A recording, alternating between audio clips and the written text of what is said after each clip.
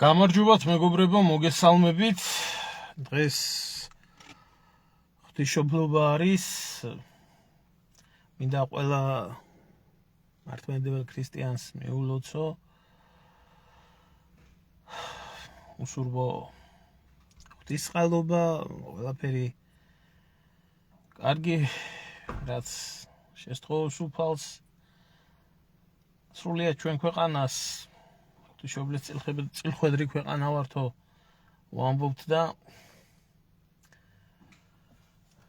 მართლაც ასე არის ახლა უფლისნება და უფლის ძალა რო არ ყოფილიყო საქართველოს როგორი არსებობდა ამდენი ხანიან დღეს როგორ არსებობს ამდენი ქვეწარმავლის ხელში რო დაუკვირდე მართლა ღვთისასწაულია ეს სასწაული თუ გინდა ადამიანმა ნახოს წაიკითხე საქართველოს ისტორია ღმერთი წაემფო და დღევანდელი საქართველოს შეხედე და მიხვდები რომ ეს ქვეყანა და ეს ხალხი საერთოდ როგორ არსებობს და როგორ ცხოვრობს ეს თანამედროვეობის სასწაული.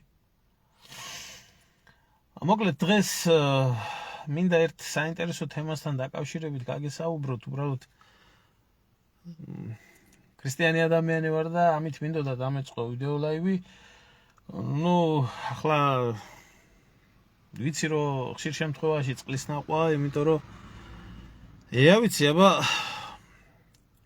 საერთოდ თუ რამდენი ადამიანი დარჩა ჩვენ ქვეყანაში ქრისტიანი, ეს კიდე საკითხავია.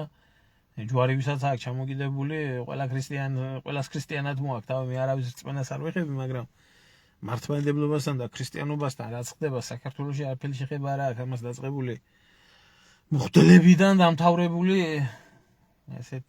ესეთი ბოროტი და ესეთი წყალწაღებული ქრისტიანი მართლმადიდებელი ვერ იქნება დღეს საქართველოში ქართული სოციუმი რო არის და ახლა ამ პოლიტიკოსებზე ზედმეტია ლაპარაკი. ახლა დღეს საერთოდ როცა დიდი დღესასწაულები არის და აღდგომა არიან, შობა არიან რაღაცა, რომელიც ხალხის მასის ყურადღებას იქცევს, ამ დროს ჩვენი დიდი პოლიტიკოსები გარბიან და იმაში, რა ქვია, ეკლესიებში დგანან იქ დიდი მორწმუნეები, კელაპტრები უკავიათ ხელში პატრიარქის გვერდით სამებაში თან.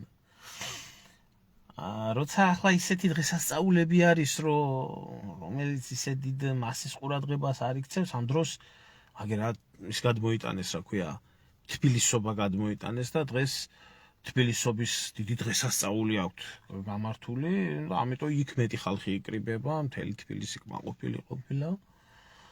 მთელი საქოცეთი იქ მიყრილი არის და ახლა ქოცებისთვის უფრო მნიშვნელოვანი ის არჩევნები მოდის, სადაც მეტი ხალხი იკრიბება, ისე სასაცილოა, იცი, აი ყველაფერში რო კომუნისტებს დაცინიან და ყველაფერი რო კომუნისტური რო ცუდი არის და რაღაცა, ეს თბილისობა კომუნისტების მოგონილია და როგორ გაღმერთებული აქვს ეს წესიდარიგით კომუნისტურ დღესასწაულებს არ უნდა აღნიშნავდეთ. როცა გჭირდებათ ეს კარგია, როცა გჭირდებათ ეს ცუდია. მოკლედ აი ამიტომ ამ ბიონაგავ ხალხზე დიდხანს არ შევჩერდები, უბრალოდ დღეს მინდა გესაუბროთ აი ორი დღის წინ გავრცელდა ინფორმაცია, მართლა მნიშვნელოვანი მოვლენა მოხდა საქართველოს ისტორიაში.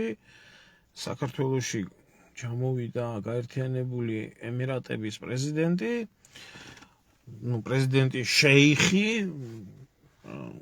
რა თქმა უნდა, ჩრდილიდან ეს ოჩოპინტრეც გამოვიდა და რა თქმა უნდა, დიდი პატივით დახვდა და მოკლედ რო არ ჩანდა აქამდე ეს კაცი თურმე ცოცხალი ყოფილა, იქ ეთყობა ზებრას და პინგვინს აჭმევდა და ახლა ხელა პიროვნება ჩამოვიდა რა, ხელა ფულიანი კაცი ჩამოვიდა ამ ხელა ქვეყნისის და მოილაპარაკეს აქეთ-იქეთ შეინჭირიმე შენგენაცვალე ტაშფანდური 6 მილიარდიან ინვესტიციაზე წავიდა საუბარი, რომელსაც აგერ გვამადლიან რამდენი ხანია თურმე 6 მილიარდიანი ინვესტიციები შემოდის საქართველოში და ასევე თქვა იმ კაცმა, კაცო მეო სტუდენტების სწავლებასო დავაფინანსებო ემირატებშიო და გამათხოვრებული ქვეყანა და გაიმასკნელი ქვეყანა, პირდაღებული ბედნიერი, ცამდე ასული, რა ვიცი, სიხარულით, თურმე შენდებით. ისე ერთი შეთავაზება მაქვს ბძინასთვის. თავი ისლამურ სახელმწიფოდ ხო არ გამოვაცხადოთ საერთოდ ისე რა. მეტი ინვესტიცია შემოვა, მეტი მეგობარი გვეყოლება,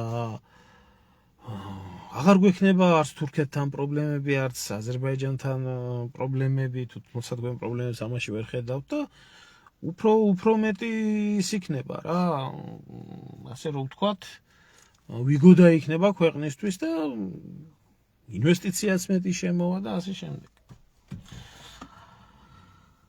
აბა ქრისტიანობის თქვენ არაფერი არ გატყვიათ ახლა და გამოაცხადეთ თავი ისლამური სამყაროს წევრებად და საერთოდ ბევრი პრობლემები მოგვარდება, განსაკუთრებით სოციალური პრობლემები.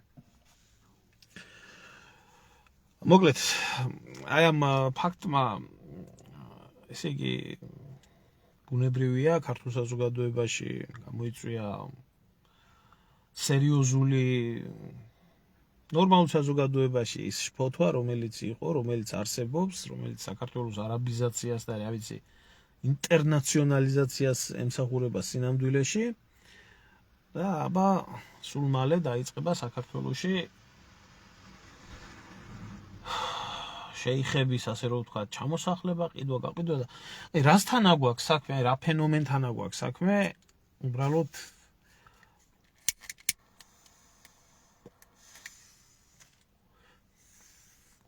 ამ თემაზე მინდა ვისაუბრო, იმიტომ რომ საერთოდ ჩვენთან ძალიან ნაკლებად არიან გათვითცნობიერებული, აგერ უკნიდან გარბიან ევროპაში ამდენი ხანია და ჯერ ევროპა რა არის და რას წარმოადგენს ის არის ის ხალხმა და ევროკავშირი რას წარმოადგენს და საერთოდ ეს დასავლური, ეგრეთ წოდებული დასავლური ცივილიზაცია ჯერ ამაში ვერ ჩამოყალიბდა ეს ხალხი, იმიტომ რომ დაბალი განათლების დონეა. ახლა ემირატების საკითხთან დაკავშირებით კიდე ეს ერთ-ერთი ურთულესი საქმე არის, ამას ესენი ვერ გადაიტანენ. ამაზე საუბარს და მე მინდა ნორმალური საზოგადოებისთვის ვისაუბრო, ვისაც გექნებათ კითხვები, შეგიძლიათახლავე დასვათ და შემდეგ ვისაუბრებ ამ თემასთან დაკავშირებით და ბოლოში კიდე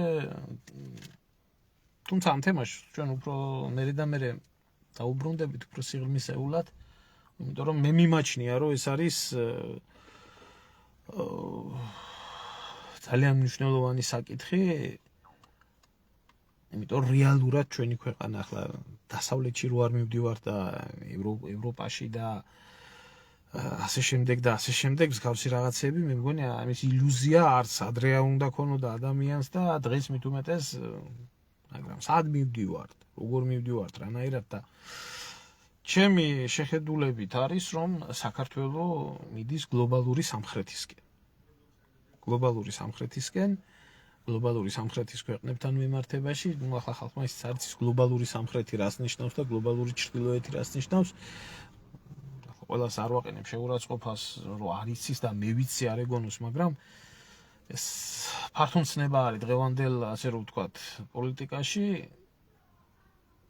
უხეშად რომ აქ არ არის პირდაპირ გეოგრაფიულ მდებარეობაზე ქვეყნებზე საუბარი, გლობალურ სამხრეთად და გლობალურ ჩრდილოეთად განიხილავენ ქვეყნებს, რომელი ქვეყნებიც შეიძლება ფიზიკურად ჩრდილოეთ ნახევარსფეროში იყვნენ, მაგრამ ეკუთვნოდნენ გლობალურ სამხრეთს და სამხრეთის ქვეყნები იყვნენ და გლობალურ ჩრდილოეთს ეკუთვნოდნენ. ეს არის ანგლოსაქსონური სამყარო, თავისი ავსტრალია, გლობალური ჩრდილოეთი, ავსტრალია, ახალი ზელანდია, ჩრდილოეთ ამერიკა, კანადა, ევროპა, ბრიტანეთი, ეს ითვლება ჩრდილოეთის სამყაროთ და სამხრეთის სამყაროს ეძახიან რუსეთი, ჩინეთი, ახლო აღმოსავლეთის ქვეყნები და ინდოეთი და ესე შემდეგ რა. ამიტომ ეს უფრო სწორი ნავიგაციის სფერო არის, ვიდრე კონკრეტულად კოლექტიური დასავლეთი და ასე შემდეგ. ანუ გლობალური სამხრეთისკენ ჩვენი ქვეყანა გადახრილი არის კი არა, პრაქტიკულად თუ ამ პრიზმაში განვიხილავთ საქართველოს არც წასულა რეალურად და ამიტომ ვამბობ, რომ ეს მიმართულება მეტ ყურადღებას მოითხოვს. ახლა მე დღეს მინდა გესაუბროთ თქვენ ემირატებთან დაკავშირებით, მათ სტრატეგიასთან დაკავშირებით და ამ ჭრილში საქართველოს ამბავი როგორ არის და რანაირად არის რა. აი ქალბატონი წერს, გული გამიჩერდა, არაბი შეიხი რომ დავინახე და ასე შემდეგ. საერთოდ თვითონ ეს დუბაის ფენომენი ყოველთვის მუსირებდა ქართულ საზოგადოებაში, ჯერ კიდევ 92-93 წლებში აფხაზეთის გაგანია ომი რომ მიდიოდა, მაშინ დარბოდა ხალხი დუბაიდან დუბაიში, ხო, გვახსოვს აგერა, შევხედავდით, ბავშვი ვიყავი მე მაშინ 92-93 წლები, იქნებოდა მარადიული ხსოვნა ტელევიზორში და მე იქნებოდა როგორ წახვიდოდი დუბაიში და როგორ ივაჭრებდი და იტაშფანდურებდი, აქედან მოვდივართ, ძალიან კარგად მახსოვს ეს ყველაფერი და თვითონ დუბაის ფენომენი ძალიან საინტერესო ფენომენი არის, მე თუ მკითხავს ვინმე, იმიტომ რომ თვითონ დუბაის წარმოშობა ხალხს გონია რომ დუბაი ნავთობზე და გაზზე და რაღაცაზე და ესეთ რაღაცეებზე აშენდა. არ არის ეს ასე, მიუხედავად იმისა, რომ ემირატები არის ზოგადად ნავთობის და ყველაფერთან დაკავშირებული ქვეყანა, მაგრამ აი ქოცებისთვისაც მინდა რომ დააკვირდეთ, რომ ქოცებისთვისაც დღესდღეობით იდეალური ქოცური მმართველობის შესაბამისი მმართველობა არის მიშასთვის ხო იყო სინგაპური. ამათთვის არის დუბაი. ამას ბიძინა არც მალავდა სიმართლე გითხრათ, ჯერ კიდევ 2012 წლის ამბები როდესაც იყო, მაშინ აქუ ბარდიას გადაცემაში და იქ აქუ მაშინ ხო კოცი იყო და იძახდა ბატონ ბიძინას ველაპარაკე თბილისი მალე დუბაის დაემგვანებაო რა, როგორც დუბაიში ვარ. ახლა ესეთი რაღაცები ჰაერზე არ მოდის, იცით, რომ რატო მანდა მაინც იძახდა, თქვა სააკაშვილი რატო იძახდა მანდა მაინც სინგაპურს. რატო იძახოდნენ ესენი დუბაის, ხო, აქ მარტო ეკონომიკურ ზრდაზე და მართლობაზე არ არის საუბარი, აქ არის კულტურაზე, მენტალიტეტზე, მთელი იდეოლოგიაზე, მთელი უამრავი აი რო გითხრათ, იცით, სრული კონგლომერატია ამ ყველაფრის და რატო ხდებოდა მაგალითად იმის დროს, მაგალითად სინგაპური, იდეალური ხედვა იმისთვის იყო სინგაპური, 13% ადგილობრივი მოსახლეობა, ჩვეულებრივად ტრანსნაციონალური ქვეყანა, რომელსაც გამოყენებული აქვს თავისი, ასე რომ ვთქვათ, ადგილმდებარეობა უმაღლეს დონეზე, პრეზიდენტი არის, რა ვიცი, მეფეთ ლამისი იქ და უზარმაზარი ხელფასი აქვს, ოფიციალურად კანონით და ესა რა ქვია, არის რაც თავისუფალი სავაჭრო ზონაც არის და არის რაღაცა ისეთი კანონები რა.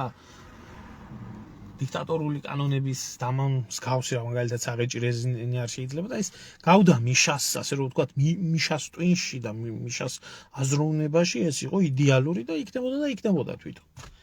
მაგრამ რამდენად გავდა ვინც სინგაპური ჩამოაყალიბა და შექმნა, ის ძალიან საკითხია, იმიტომ რომ მიშას იმასთან არაფერი შეხება არ აქვს, იმ კაცმა რაც გააკეთა მისი ქვეყნისთვის და როგორი შექმნა სინგაპური, ვიტყვი რომ ერთ-ერთი უდიდესი პატრიოტი კაცი იყო მისი ქვეყნის და მაგარი კაცი იყო და მაგარი ქვეყანა შექმნა იქ რაც იქ იყო საჭირო. და ისევე მინდა ვთქვა, თავშივე მინდა ვთქვა, რომ იმ ადამიანმა რომელმაც შექმნა დუბაი და შექმნა საერთოდ დუბაის ეკონომიკური სასწაული და ის არაფერი შეხება არ აქვს ბიძინა ივანიშვილს ისეთ ადამიანთან, იმიტომ რომ თავშივე ვამბობ, რომ სინგაპურის მშენებელი იქნებოდა თუ იმის რა ქვია დუბაის მშენებელი ორივე იყო პატრიოტი საკუთარი ქვეყნის და გააჩნდა ძალიან შორს მიმავალი ხედვები და გეგმები. ამათთვის მისაღები არის თვითონ ფორმა იქაური სიტუაციის, მაგრამ ახლა იმისი არ იყოს მაკრონი და მთელი საფრანგეთი დაავადებული არის ნაპოლეონ, საერთოდ ფრანგული პოლიტიკა დაავადებული არის, ნაპოლეონი რაღა ეს შარლ დე გოლის ბაცილით არიან დაავადებული და ყველას დეგოლობა უნდა, მაგრამ პუტინმა უთხრა ერთხელ, რომ თქვენო ფრანგი პოლიტიკოსებიო, საქმეზე რომ მიდგებაო, რო გკითხოთ კაცმაო, დეგოლობა გინდათო და საქმეზე რომ მიდგებაო, პეტენივით იქცევით, ანუ ეს იყო ვინც კაპიტულაციას მოაწერა ხელი მეორე მსოფლიო ომში, ფრანგი გენერალი, პირველი მსოფლიო ომის გმირი, მაგრამ მეორე მსოფლიო ომის კაპიტულანტი. აი დაახლოებით ახლა ისე არის, რომ როგორც ფრანგებს უნდათ, რომ იყვონ დეგოლები, მაგრამ პეტენებს უფრო გავენ, ისე არიან, რომ ამათაც მაგალითად აიცი ახლა ზოგს აღმაშენებლობა უნდა და ზოგს რაღაცა უნდა, მაგრამ საქმეზე რომ მიდგებიან, არის ბიძინა და არის მიშა. ასე არის ეგ საკითხი და ახლა ხალხმა ცოტა არ იცის, აი დუბაის ფენომენი ნამდვილად არ იცის. ჩვენ რომ ვთქვათ ახლა აი რატო შეხედა ბიძინამ აი დუბაის სამისოდ. მაგრამ ჯერ აი თვითონ დუბაის ფენომენი როგორ გაჩნდა. დუბაის ფენომენი გაჩნდა სულ პირველად 50-იანი წლებიდან, როდესაც დაიწყო ეს იყო მთლიანად უდაბნო, არის უდაბნოში ამოსული სოკოსავით რაღაცა ქალაქები, უზარმაზარი სიმდიდრის მფლობელი, ასე. მაგრამ ეს ქალაქი არაშენებულა ბუნებრივ რესურსებზე. მით უმეტეს 80-იან წლებში, როდესაც დაიწყო, ასე რომ ვთქვათ, ქალაქის მშენებლობა და მაგ დროს პირიქით 80-იან წლებში ნავთობი $10 იყო ბარელი ჩამოვარდნილი და საბჭოთა კავშირი ერთ-ერთი მაგან შეიწირა მაგ კრიზისებმა, ეკონომიკურმა კრიზისებმა, მაგრამ დუბაის ეს არ დამართნია. დუბაის სასწაულის, ესე რომ ვთქვათ, შემქმნელმა ყველაფერი ძალიან სტრატეგიულად მოაზროვნე ადამიანი იყო და იხვეწებოდა უბრალოდ, რომ თავის დროზე დუბაიში აეროპორტი აშენებული იყო. უბრალოდ დიდი აეროპორტი აშენებული იყო, აეროპორტი არ ჰქონდათ და ამისთვის ხან დიდ ბრიტანეთში იყო, ხან სად იყო, ბოლოს ინგლისელებთან მიაღწია იმის შეთანხმებას, რომ რამენაერად დიდი აეროპორტი აშენებული იყო და ეს იყო მისი სტრატეგიული გეგმა, რომ მაქსიმალურად ყოფილიყო გამოყენებული დუბაის ადგილმდებარეობა, ამას მოყვა მერე პორტების მშენებლობა, მერე ამ ადგილებზე შეიქმნა თავისუფალი ინდუსტრიული ზონები, ასე რომ ვთქვათ, უბრალოდ თავისუფალი სავაჭრო ზონები, შექმნა ძალიან ძლიერი, ასე რომ ვთქვათ, ავიაკომპანია Fly Dubai, რომელიც დღესდღეობით მთელი თუ რომელიმე ცნობილი საფეხბურთო კლუბებია და $250 მილიონ მარტო რეკლამაში ბეჭდავს რა ცნობილ ფეხბურთელებს მაისურები რო იცნობათ რომ Fly Dubai-ის წარწერა იყოს და აი ამ ყველაფერმა მიიბა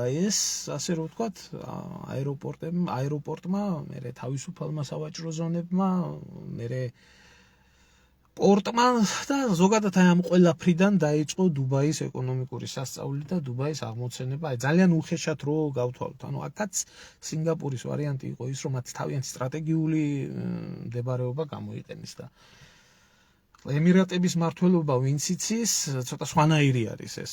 სხვანაირი მართვის ქვეყანა არის და თავის დროზე მიხვდა ეს ადამიანი და ემირატები მიხვდნენ რომ დამოკიდებულება ნავთობზე ქვეყნის იყო დამღუპველი. ამიტომ ამ ადამიანმა მოიფიქრა ეს სასწაული, რომელიც სასწაულსაც მხარი დაუჭირა და ამან ააშენა დუბაი თავისუფალ, მაგრამ როგორ ხორციელდებოდა აი დუბაის მშენებლობა? დუბაის მშენებლობა ხო ვინმეს აი კითხვა დაუშვა ამს, ეს ზუსტად ანალოგიური სიტუაცია, როგორც არის დღეს საქართველოში, ანალოგიური სიტუაცია იყო იქაც. ანუ რაში იყო საქმე? უბრალოდ განსხვავება ის იყო, რომ არაბეთის ემირატების მოსახლეობა შიმშილით არ კვდებოდა შიმშილით და გაჭირვებული და გაღატაკებული არ იყო. მაგრამ აი დუბაის სასწაული როგორ უნდა აშენებულიყო? აბსოლუტურად ყველანაირი უცხოელებისთვის მოხსნელი აბსოლუტურად ყველანაირი ბარიერი ბიზნესთან დაკავშირებით. მუშახელი საიდანაც გინდა, რამდენიც გინდა, როგორც გინდა ის ჩამოიყვანე. იმიტომ კარგად იციან არაბები თვითონ გაჭირვებული მათ არ აყავთ და მუშახელი არ იმუშავებს და არანაირი ბიუროკრატია, არანაირი კანონმდებლობითი შეზღუდვა, არაფერი. რამდენ გინდათ, ფილიპინელები იქნებიან, ინდუსები იქნებიან, ჩამოიყვანეთ.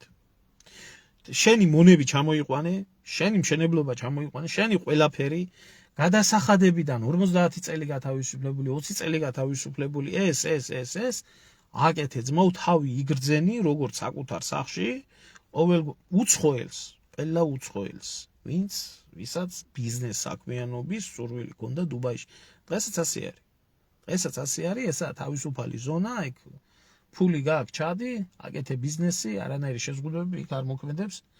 აი ზუსტად ეს პრინციპი, მე ძალიან მოკლედ ვსაუბრობ ამაზე, იმიტომ ვთქვი რომ ელემენტი ვცლად გავისაუბრებ თქო. აი ეს პრინციპი, რომელიც დუბაიში მოქმედება და რამაც დუბაის, ასე რომ ვთქვათ, არსებობის, მშენებლობის, იდეის და მართლობის არსი იყო, ზუსტად ეს არის ბიძინა ივანიშვილის და ქოცების მართლობა. აი, გადავიღოთ ახლა ერთ-ერთში. ადგილმდებარეობა საქართველოსი, ესე იგი სტრატეგიულად ისტორიული დერეფანი, ებატონო, ერთ-ერთში უფრო მეტი ვიდრე დუბაისთვის, ასე რომ ვთქვათ. უცხოელებისთვის ნოლი ბარიერები, არანაირი შეზღუდვა არც მუშახელზე, არც ვიზაზე, არც ბიზნესმენზე ხო ზედმეტია ლაპარაკი. რეგისტრაცია, ეს განთავისუფლება გადასახადებიდან, საქართველოს ბინადრობის მინიჭების უფლება, არანაირი პრობლემა ეს ბარიერი მოხსნილი თავიდან ბოლომდე. იგრძენი თავი ფული გაქვს საქართველოში, იგრძენი თავი კარგად, აგერ გინდა შენი მონაჩა მოიყვანე და გინდა ადგილობრივი ხალხი ამუშავე, არც მაგაზე არ შეგზღუდავთ.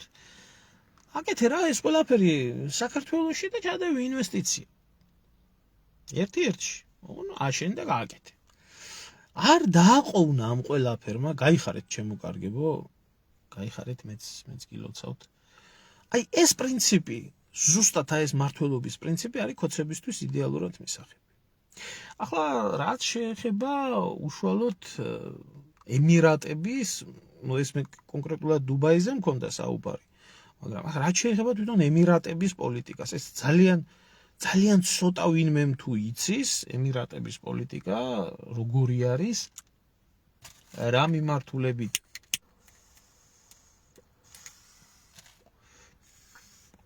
საერთოდ რა ქვეყანა არის, რა მიზნები აქვს, არის ერთი პატარა ქვეყანა ტერიტორიულად, ძალიან მდიდარი ქვეყანა, მაგრამ არის ძალიან პატარა ქვეყანა და არის პატარა და მდიდარი ქვეყნები, რომლებიც ცხვირს არ ყოფენ, თქვა, დიდ გეოპოლიტიკურ საკითხებში და არაინტერესებთ. აი მაგალითად კუვეიტი. უმდიდრესი ქვეყანაა, ცხვირს არცად არ ყოფს. არაინტერესებს. იგივე სინგაპური. ფულის მეტი რა ქნა, გეოპოლიტიკა იმას არაინტერესებს, არცად არ ყოფს, არცად არ ჩანს. ფულს შეულებენ არაინტერესებს. ემირატების შემთხვევაში ეს არის რადიკალურად განსხვავებული ქვეყანა. რადიკალურად განსხვავებული ქვეყანა და აი ვითომ და ესე რომ ვთქვათ, ერთი ნავთობის და აი თავისუფალი ვაჭრობის ქვეყანა, რომელსაც სხვაგან არაფერი არ აინტერესებს, ოაზისი აქვს უდაბნოში და შეულობს და არის. არ ჩერდებიან მარტო ფულის შეუნაზე, იგივე კუვეიტივით, არ ჩერდებიან იგივე თუნდაც ბაჰრეინი აიღეთ, არც ბაჰრეინი არაფერი არ ერევა, იგივე სინგაპურივით. ამათ აქვს ძალიან სერიოზული პროგრამა მსოფლიო მასშტაბით. აი მე გეტყვით აი ელემენტარულად რომ ხალხი დაფიქრდეს, თუ რა ქვეყანასთან არის საქმე. არ არის ეს არც შეერთებული შტატებია, არც ევროპა, არც რუსეთია, არც ჩინეთია, არც ინდოეთია, არც ისა, მაგრამ პატარა ქვეყანა არის, ძალიან მდიდარი, მაგრამ რა პოლიტიკური და როგორი ეკონომიკური გათვლები აქვს, არის ძალიან პრაგმატული ქვეყანა, ძალიან პრაგმატული მმართველები ყავთ, რომლებსაც აქვს მსოფლიო მასშტაბით ინტერესები. იმიტომ რომ ეს უზარმაზარი დაგროვებული კაპიტალი სად წაიღონ, უბრალოდ მარტო დადონ ანგარიშზე და კონდეთ არ უნდათ. ამ კაპიტალმა უნდა იმოძრაოს, იმიტომ ხვალზე შეიძლება ნავთობის ერა დასრულდეს და არ უნდათ რომ მათი ქვეყანა ამ მიჩვეული ასე სიმდიდრეს და კაი ცხოვრებას უცებ გაღარიბდეს. ამიტომ ტერიტორია მათი დიდი არა, ადგილობრივი გეოპოლიტიკური სიტუაცია არ აძლევს საშუალებას, რომ ადგილობრივი ქვეყნები დაიპყრონ, თქვათ, და განვითარდნენ ამის ხარჯზე, ამიტომ ემირატებმა შეიმუშავეს ძალიან ჭკვიანური სტრატეგია, ძალიან შორს მხედველი და მათი ინტერესები მთელი მსოფლიო მასშტაბით იქნა გავრცელებული. და ახლა გეტყვით მაგალითად მე თქვენ ისეთ რაღაცას, რაც, რა ვიცი, ალბათ ვისაც არ უზებდნია, არ იცოდინე. მთელი აფრიკის კონტინენტი, უზარმაზარი კონტინენტი, რომელზეც უზარმაზარი რესურსებია, უზარმაზარი მოსახლეობა არის, გაჭირვებაა, სიღარიბეა, სიღატაკეა და მთელი აფრიკა ისტორიულად იყო და ახლაც არის, შუა საუკუნეებიდანაც მოყოლებული განსაკუთრებით და დღესაც არის მსოფლიო გეოპოლიტიკური მოთამაშეების ჭიდილის ეს რა ქვია, სფერო. სადაც ფრანგები, ბრიტანელები, ჰოლანდიელები, ამერიკელები, რუსები, ბოლო დროს ჩინელები თავიანთ გავლენას ცდილობენ. ახლა იქ ფულით იქნება, ჯარით იქნება, თავისი აგენტურით იქნება, თავისი ჩვეულებრივი, ასე რომ ვთქვათ, ოფიციალური შეიარაღებული ძალების ჩართვით, როგორც ამას საფრანგეთი აკეთებს, იქნება მალი, ბურკინა ფასო, ასე შემდეგ. და უზარმაზარი თანხები იხარჯება, იმიტომ აფრიკა არის ძალიან მდიდარი. უმდიდრესი კონტინენტია, ამიტომ არის იქ. და საინტერესო რაშია, იცით? მთელი ამ გეოპოლიტიკური ჭიდილის ფონზე 2023 წლიდან აფრიკაში ყველაზე დიდი ინვესტორი აფრიკის ქვეყნებში. რა გამოიცანით ვინ არის? გაერთიანებული ემირატები. მანამდე იყო ჩინეთი. ჩინეთმა რომელსაც უზარმაზარი თანხები დახარჯა თავისი ეკონომიკისთვის და ხარჯავს ახლაც რომ აფრიკული ნედლეულის მითვისება მოხდეს და წაღება მოხდეს იაფაში. ახლა არის საგიჟეთი აფრიკაში. განსაკუთრებით ახლა იქ ფრანგებს იქიდან ყრიან, ზოგს იქიდან, ზოგს აქედან და ყველას ერთად რო შეგრიბოთ ახლა ეს ქვეყნები და რეიტინგი ჩამოაყალიბოთ, პირველ ადგილზე არის ემირატები. ემირატები რომელიც თავის შეიარაღებული ძალებით არ არის ცნობილი, ხო? მთელ მსოფლიოში, რომ ემირატების ჯარი არსებობდეს, ეს ერთ-ერთი მთავარი ამოსავალი წერტილი არის, რომ ძლიერ ქვეყანას ძლიერი არმია ჭირდება. და ემირატებს ძლიერი არმია, საკუთარი ეროვნული არმია არ გააჩნიათ. ძლიერი რა, ახლა არმია როგორ არ გააჩნიათ, მაგრამ არა ისეთი, მაგალითად როგორც რუსეთს, როგორც თურქეთს, როგორც თქვათ გერმანია, საფრანგეთს, ანუ ესეთ ნაციონალური არმია ის ძლიერი არ გააჩნიათ. ძალიან საინტერესო ფენომენი არის ემირატების ფენომენი. ესე იგი, მე გაგახსენებთ მაგალითად ერთ მოვლენას. და როგორ მოგვარდა ეს ყველაფერი და ვინ მოაგვარა ეს ყველაფერი. 2008, 2009, 2010, 2011, 2012 წლები, ეს პერიოდი ხო კარგად გახსოვთ. როდესაც სომალელი მეკობრეები ყოველ დღე, ყოველ მეორე დღე აკავებდნენ რომელიღაცა ტანკერს, იჭერდნენ რომელიღაცა ქართველების ყავდათ დაჭერილი, გამოსასყიდს ითხოვდნენ და ხო გახსოვთ ეს პერიოდი. მე ვერავინ ვერ აჩერებდა ამ მოვლენას. მე უცებ ეს სომალელი მეკობრეები გაქრენ. გაქრა, არავის აღარ აწუხებდნენ. რა მოხდა, ვინმე გაიგო, კითხვა დასვა, როგორ მოგვარდა ეს პრობლემა, რომელიც უზარმაზარ პრობლემას წარმოადგენდა საერთაშორისო ნაოსნობაში. საქმე ამაშია, ვინ მოაგვარა ეს პრობლემა? მოაგვარა ემირატებმა. როგორ მოაგვარა, ეს კიდე ცალკე საკითხი არის. სომალის ჩრდილოეთი ნაწილი, სადაც ეს ყველაფერი ხდებოდა, რომელიც არის როგორც აფხაზეთია საქართველოდან ასე სეპარატისტულად გამოყოფილი და სომალი თვითონ სამოქალაქო ომში არის ჩაძირული, სომალილენდი ქვია. მთელი მისი თავისი მდებარეობიდან რა რუსულმა საზღვაო ძალებმა, ჩემო ძმაო, რუსულმა საზღვაო ძალებმა თავის დროზე გააცილეს და გამოაცილეს თავიანთი ხომალდები და ეგ იყო მასე თითოეულმა. ვინ მოაგვარა? როგორ მოგვარდა ეს პრობლემა? სომალილენდი, რომელიც არის ჩრდილოეთი, რომელიც ადენის იმას ეკუთვნოდა, შექმნა ემირატებმა დაიქირავან მსოფლიოში MPR რო არის ეგეთი. ყოფილი სამხედროებიდან ომის ვეტერანების ორგანიზაცია არის, როგორც ვაგნერი რუსეთში, ЧВК ეგრეთ წოდებული. დაიქირავა შეიარაღებული ძალები, გაწვრთნილი შეიარაღებული ძალები, მისცა კონკრეტული დავალება, რომ ისინი მოახდენდნენ ჩრდილოეთ სომალის გაწმენდას, კონკრეტული დავალება მისცა, გადაუხადა ფული, ყოველგვარი გაეროს რა ქვია, რეზოლუციებით, ნატოთი, შმატოთი, ამით ყველაფრით შეუშვა ეს დესანტი გააწმენდია თავიდან ბოლომდე ეს ჩრდილოეთ სომალის ტერიტორია, რომელიც ადენის ყურეს ესაზღვრებოდა. იქ თავისი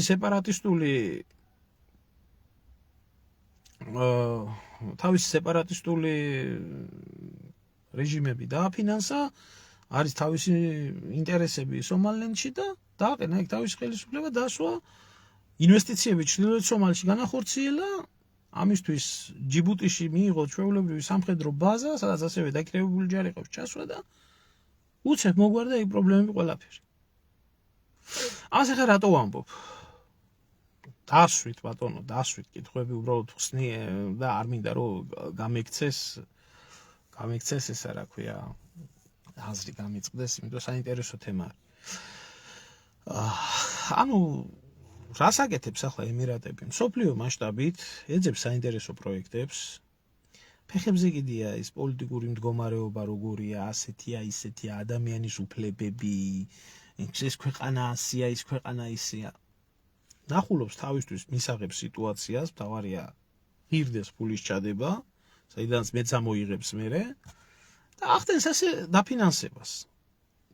ამიტომ აფრიკა მთლიანად, რომელიც ასეთი მდიდარი არის და რომელიც ასეთ არეულობაში არის და ასე გახდა მთავარი სამიზნე ემირატების. ამ ინვესტიციებით პორტები, ნავთობგადამამუშავებელი ქარხნები, ბრილიანტის საბადოები, სტრატეგიული მდებარეობის ადგილები, ესენი ყველაფერი აითვისა. აი ძალიან გონიერი ხელისუფლება ყავს რა, ეს შეიხები ძალიან ჭკვიანები არიან.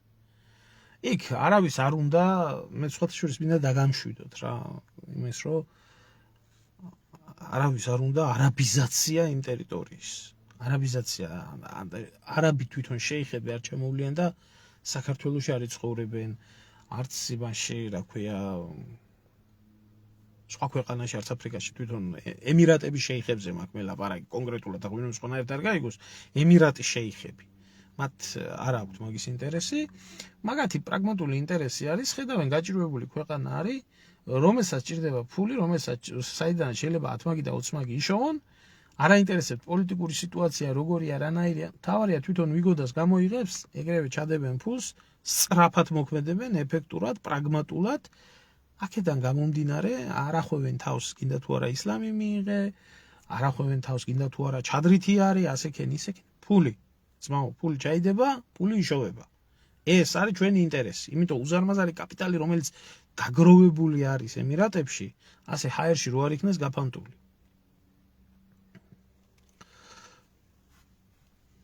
დაწერე კაცო, დაწერე და წავიკითხო. ახლა რაშია საქმე, იცით? უბრალოდ ეს თვითონ შეიხების ინტერესი არის მთელი მსოფლიოს მასშტაბით, მაგრამ ამ ყველაფერს ხო თავისი მოყვება. ამიტომ ეს პროცესი, რომელიც საქართველოში არის დაგეგმილი, კარგად ხედავენ ახლა არაბი შეიხები, რომ საქართველო არის ლამაზი ქვეყანა, ტურიზმის პოტენციალია, აქ შეიძლება ჩადო ინვესტიცია და ამოიღო იშოვა მაყუთი გაიგემრიელად. ვინ იცხოვრებს მერე ამ ქალაქებში, ვინ იცხოვრებს ამ კორპუსებში, ეს მათი ინტერესი არ არის, ეს მათ არ აინტერესებს, შენი დემოგრაფიული პრობლემა იმას არ აქვს. ამიტომ ისინი ხედავენ, რომ საქართველოში უძრავი ქონების ბიზნესი არის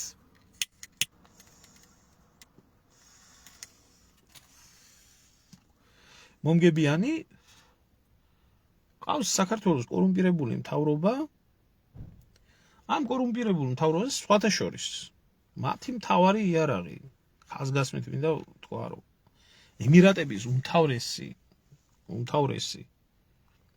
იარაღი არის კორუფცია.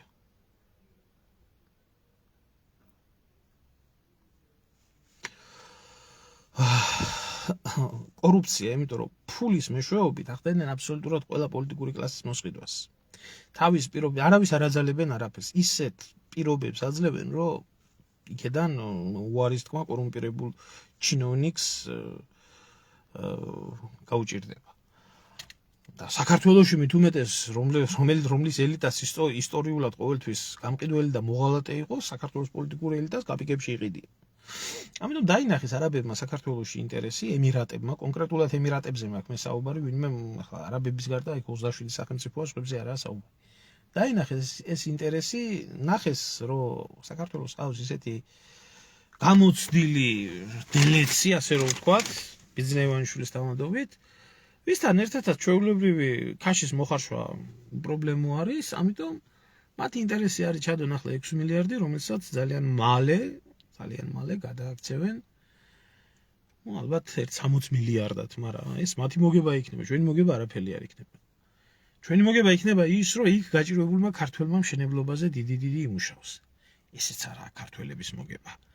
იქ მშენებლობისთვის, როგორც დუბაიში იყო აშენებული, მე გითხარით, ამიტომ ჯდება აი ბიზინა ივანიშვილის და ქოცების, ასე რომ ვთქვათ, ნაოცნება არის საქართველო, არის თავიდან ბოლომდე დუბაის პრინციპზე აგებული. ამიტომ ამ მშენებლობისთვის, ამ ინვესტიციისთვის საჭირო ხო არის მუშახელი. ეს მუშახელი შემოდის აზიიდან, აფრიკიდან, სხვა რომელიღაცა გაჭირვებული ქვეყნებიდან, როგორც დუბაიში არავის არ აინტერესებდა ვინ იყო მშენებელი, უზარმაზარი ცათამბჯენების, ისე არავის არ აინტერესებს საქართველოში ვინ იქნება მშენებელი. მთავარია ფული ჩაიდება, ეს გაკეთდება. ამიტომ არაბების ინტერესი არის საქართველოში სწრაფი, პრაგმატული ინვესტიცია, რომელი ინვესტიცია შემდეგ გამოიღებს. ეს იქნება როგორც გამოჩნდა ორი მიმართულება არის, ერთი ბათუმის მიმართულება არის და მეორე თბილისის მიმართულება არის. უძრავი ქონების ბიზნესი საქართველოში ყვავის აყვავებულია უძრავი ქონების ბიზნესი. უზარმაზარი თანხები არის კვადრატულ მეტრებზე, გინდა ბათუმში, გინდა იმაში, რა ქვია, თბილისში აიღე, მაგრამ უბედურება ისაა, რომ ამას ქართველი ვერ ყიდულობს. და ქართველს არ აქვს საშუალება, რომ თბილისში ადამიანი, რომელიც დაიბადა, გაიზარდა, ცოლი ყავს, შვილი ყავს, ბავშვები გაიზარდნენ და ერთს ბინა ჭირდება, მეორეს ბინა ჭირდება, იმას ვერ უყიდის. ისე ძვირი არის გამختარი. ხო? ან ემიგრანტი წავიდა, რომელიც ოცნებობს იმაზე, რომ დაბრუნდება, ბინას იყიდის და იცხოვრებს, ვერ ახერხებს საქართველოში, მაგრამ ეს არ აინტერესებს. არც არაბს ეს არ აინტერესებს, არც ებრაელს.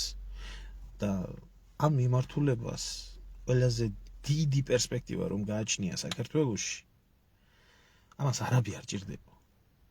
უბრალოდ ჩახედეთ, აი, ბევრი ურია აქვს რომ შემომიხდება და ჩვენ თავი დაგვანებეთ, ჩვენ წმინდა მიწაზე ვართ, თქვენ ნუ ჩამოხვალთ ისრაელში და ასე შემდეგ. აიღეთ უძრავი ქონების ბიზნესის თვალსაზრისით.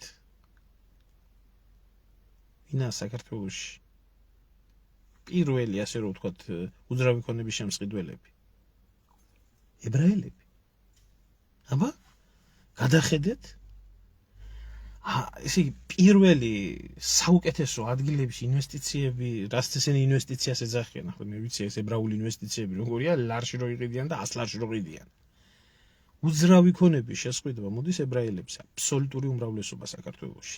არც რუსია, არც თურქია, არც ის. პირველ ადგილზე უძრავი ქონების შემსყიდველები. სადაც ებრაელი არაბიც იქია. იქ არის არაბიც. იქვია. ეს დაინახეს ყველაფერი. და არაბებიც ახორციელებენ აი ამას. ახლა იბატონო, საქართველოში აშენდება ლამაზი შენობები, აშენდება სასახლეები, სასტუმროები, მაგრამ როგორც დუბაიში არის დუბაი ტრანსნაციონალური ქალაქი და ეს ტერიტორია არის შემოსაზღვრული იმისთვის, რომ იქ ფული იშოვონ, არანაირი იქ ეროვნული ინტერესი გარდა ფული შოვნის არ არის, ის არ იქნება საქართველოში. არ იქნება. არ არის მაგათი ინტერესი. მაგრამ ახლა რაშია საქმე, იცით, ემირატებს ამისთვის აქვს თვითონ თავიანთ ტერიტორიაზე გამოყოფილი ერთი ქალაქი და მის ირგვლივ, სადაც ფინანსური ცენტრია, ხელოვნურ კუნძულებს აშენებენ. კი ბატონო, აბუდაბსაც არ აკლია, მაგრამ აბუდაბს მაინც დედაქალაქს თავისი დატვირთვა აქვს და იქ ცოტა სხვანაირი ამბავია, მაგრამ საქართველოს მთლიანად არის გაცემული ამ ყველაფრისთვის, რომ საქართველოს დუბაიზაცია მოხდეს. დუბაით უნდა იქცეს მთელი ქვეყანა. და საერთოდ არ აინტერესებს ბიზნეს ივანიშვილს და ქართულ ოცნებას, რამდენი პროცენტი დარჩება საქართველოში მოსახლეობა, რამდენი პროცენტი წავა. არა მაგის პრობლემა, აქვთ მაგის გამოცდილება, მაცალე შედალოცულო დავამთავრო საუბარი და წავიკითხავ და გაგცემ პასუხს. არანაირი პრობლემა არ აქვს. აქვთ დუბაის გამოცდილება, აქვთ მშვენიერი კავშირები,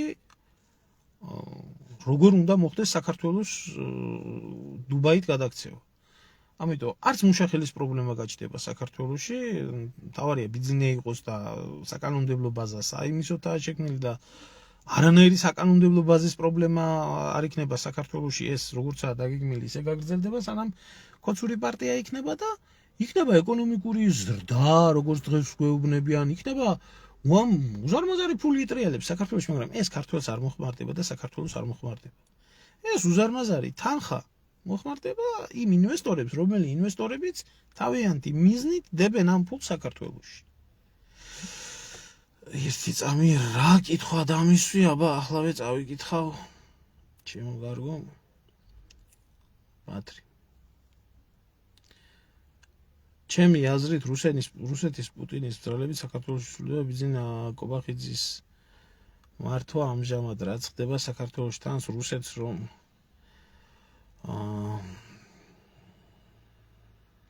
თანს რუსეთს ყომთული გეოპოლიტიკურად საქართველოს ხო და არსებობს რომ კობახიძე ტერიტორიებს და რუსეთი ჩაიბარებს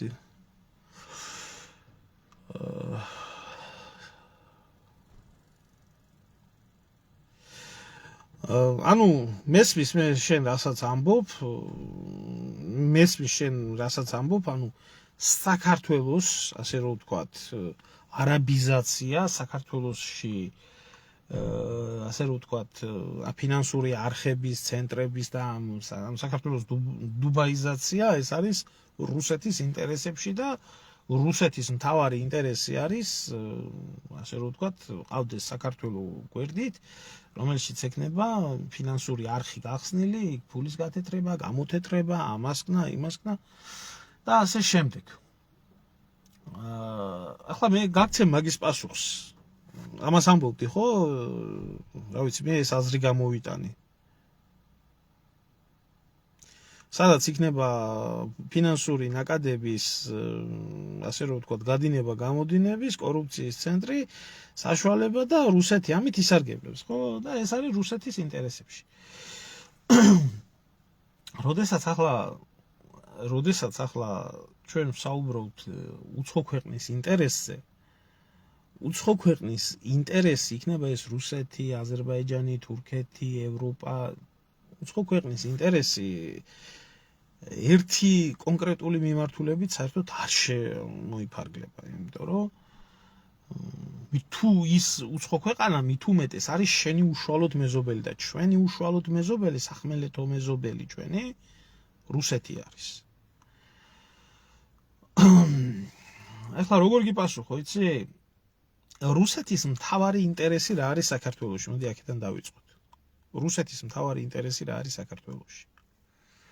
რუსეთის მთავარი ინტერესი არის საქართველოში, საქართველო იყოს ისი გავლენის ქვეშ მყოფი ბუფერული ზონა თურქეთთან და დანარჩენ ქვეყნებთან, რომელშიც არ იქნება არც ნატო, არც კვატო, არც სხვა ისა, არც თვითონ იქნება ესეთი ძლიერი ქვეყანა, რომელიც როგორც ვთქვათ, ემირატები ცვლის გეოპოლიტიკურ ბალანსს სოფლიოში და რეგიონალურად დიდი და ძლიერი ქვეყანა, რომ თავისი ინტერესის გატარება შემდეგ რაც იქნება, ეს იყოს არ იყოს რთული. მაგრამ ქართველი ერის ამოწყვეტა და ქართველი ერის გადაშენება და გაქრობა, ქართველი მართლმადიდებელი, ეს არ არის რუსეთის ინტერესში და გეტყვი რატო. მარტივი მიზეზის გამო, თუ კი საქართველოს დაიცლება ქრისტიანი მართლმადიდებელი ქართველობისგან, ამ შემთხვევაში სვეტაი მესტა პუსტენი ბივაეთ, როგორცაა ნათქვამი, ანუ თავისუფალი ეს წმინდა ადგილი ცარიელი არ რჩება, ამ ვაკუუმის შევსებას თავისთავად მოახდენენ არაბები, გამაჰმადიანებული ქართველები თურქეთი, თურქი მესხები, მუჰაჯირობაში წასული აფხაზები, ჩერქეზები და ასე შემდეგ, რომლებიც თურქეთში არიან დაკონსერვებული, ასე რომ ვთქვათ, და თვითონ რუსეთის ტერიტორიაზეც და ასე შემდეგ. ანუ საქართველოს ტერიტორიაზე მიიღებს, ასე რომ ვთქვათ, ვინც იქნება, ვინც დაცლის საქართველოს მუსულმანურ საზოგადოებას, რომელიც მით უმეტეს თუ იქნება მდიდარი, ეს არის რუსეთის ინტერესში? აი, იმიტომ რომ ალტერნატივა თუ კი საქართველოს თავისი მართლმადიდებელი ქრისტიანი აბორიგენი ადამიანებით იქნა დაცლილი და მისი ადგილი დაიკავა გამაჰმადიანებულმა ქართველობამ, გათურქებულმა მესხებმა, თურქებმა, ამან და საქართველოს ტერიტორიაზე შეიქმნა გურჯისტანის დიდი ვილაიეთი, როგორც ტაო-კლარჯეთის ტერიტორიაზე შექმნეს თავის დროზე ოსმალებმა და მით უმეტეს ფინანსური ცენტრი, ძლიერი და ასე შემდეგ. შენ რუსები ის სხვა გონია, რა ქვია, ბადრი, დებილები, რომ თუნდაც დასუსტებული, დაჩაგრული საქართველოს მაგივრად მიიღონ საქართველოს ტერიტორიაზე, იმიტომ რომ თვითონ ფინანსური წყაროების რაღაცა კორუფციული სქემები აკეთონ საქართველოსთან, მიიღონ საქართველოს ტერიტორიაზე გამაჰმადიანებული საზოგადოება, ფინანსურად ძლიერი და ისლამური ქვეყნების მოკავშირე. რუსეთი ყველაფერს აკეთებდა იმისთვის, რომ ესეთი რაღაცა კავკასიაში არ ყოფილიყო და რუსეთი ახლა თავის დასაკლავი დანის თვითონ ამლესი გახდება? რა თქმა უნდა, ეს არ არის რუსეთის ინტერესებში. რუსეთის ინტერესებში, რასაც შენ ამბობ, ის რომ საქართველოს ტერიტორიაზე იყოს არხი, რომელიც კი ბატონო, როგორც სანქციების ავლის საშუალება გახდება ევროპასთან, კავშირი იქნება და ასე შემდეგ, ეს არის რუსეთის ინტერესში, აბსოლუტურად ნორმალური არის. ისევე როგორც თურქეთის ინტერესებში არის ბევრი რაღაცა, რომელიც ასევე ჯდება რუსეთის ინტერესებში, რომელიც თურქეთი მაგალითად, რომელიც თავარი მიმწოდებელი იყო იმ სანქცირებული ტვირთის საქართველოს ტერიტორიის გავლით რუსეთზე, რომელიც დასავლეთმა უკრძალა. პარალელური იმპორტი.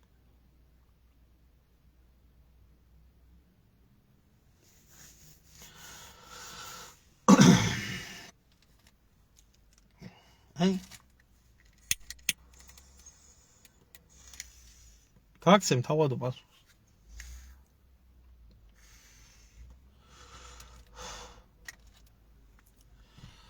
აი, ავიღოთ აზერბაიჯანის ინტერესებში რა არის. ავიღოთ ამერიკის ინტერესებში რა არის. ავიღოთ ემირატების ინტერესებში რა არის. ყველას აქვს თავისი ინტერესი. ყველას აქვს აბსოლუტურად, ეს აბსოლუტურად ნორმალური არის. აბსოლუტურად რა არ წამიკითხავს ბოლომდე. მე შემახსენე ერთი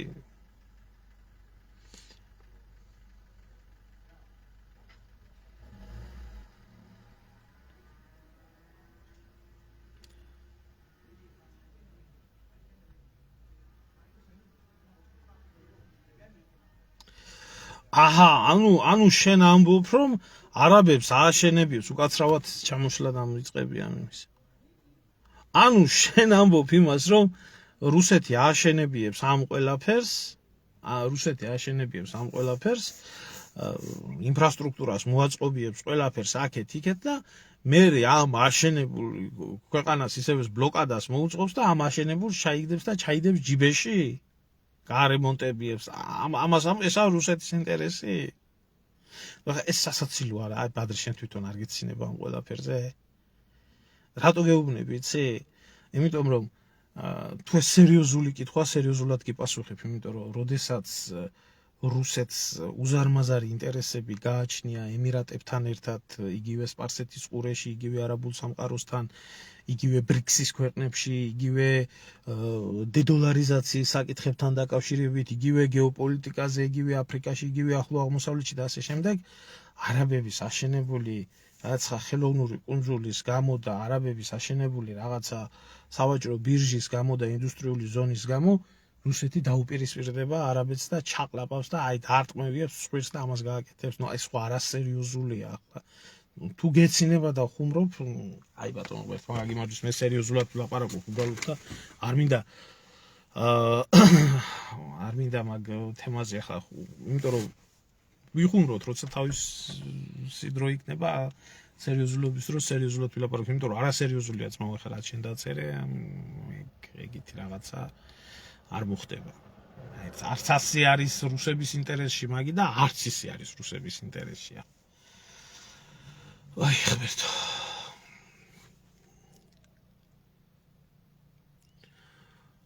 ეხლა რაც შეეხება აი თავადი მეკითხება ეს რაღაცას, როდესაც ემირატები აშენებენ ამხელა ბიზნესს განახორციელებენ, ბიუჯეტში არაფერი შევაო. მოდი პირდაპირ გეტყვი, მაშინ ესეთ რაღაცას შეიძლება და საერთოდ არ შევიდეს კაპიკი. მოდი აქედან დავიწყოთ.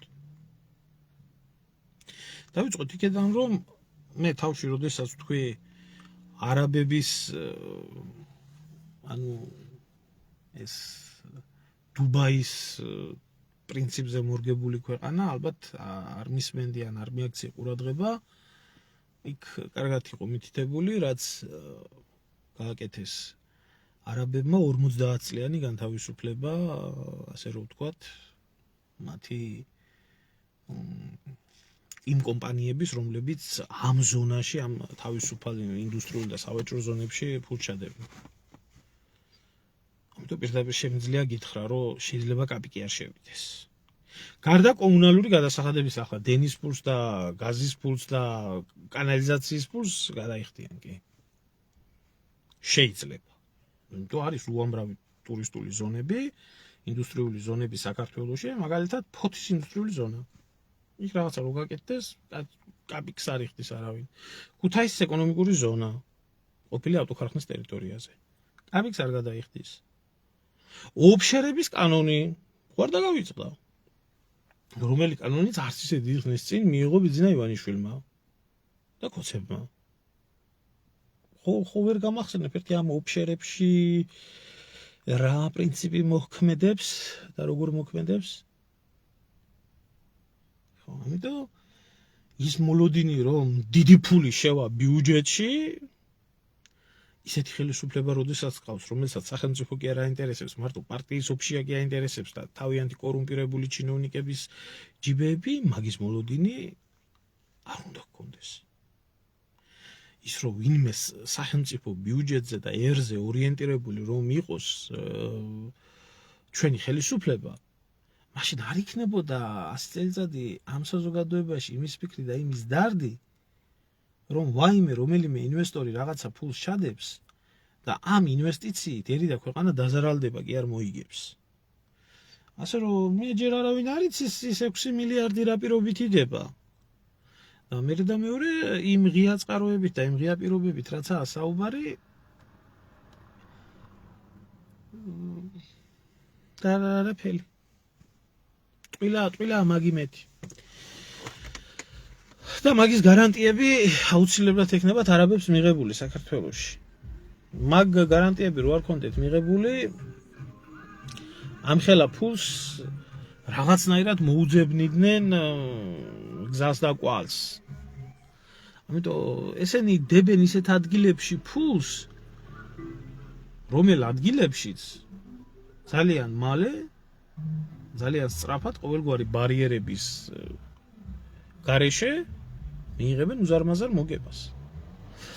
აი ამაში არის საქმე. ამიტომ მოლოდინები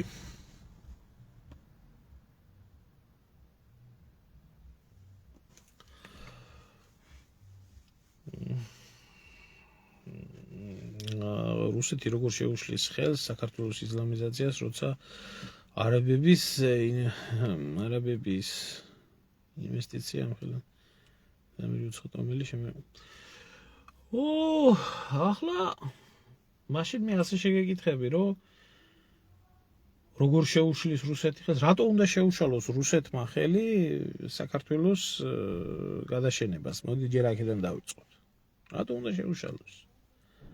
არა, იდეაში უნდა შეუშალოს, იმიტომ უნდა შეუშალოს, რომ მისი უსაფრთხოება იყოს დაცული და ქრისტიანული საქართველო, მართლმადიდებლური საქართველო არ გაქრეს. ამ მიზნით კი ბატონო, უნდა შეუშალოს ხელი. მაგრამ რატო უნდა აღმოჩნდეს, მე ვერ ხვდები უბრალოდ რუსეთი იქნება თუ სხვა ქვეყნის, ნებისმიერი სხვა ქვეყნის მთავრობა საქართველოს მთავრობაზე მეტი პატრიოტი. ვარ უნდა იყოს.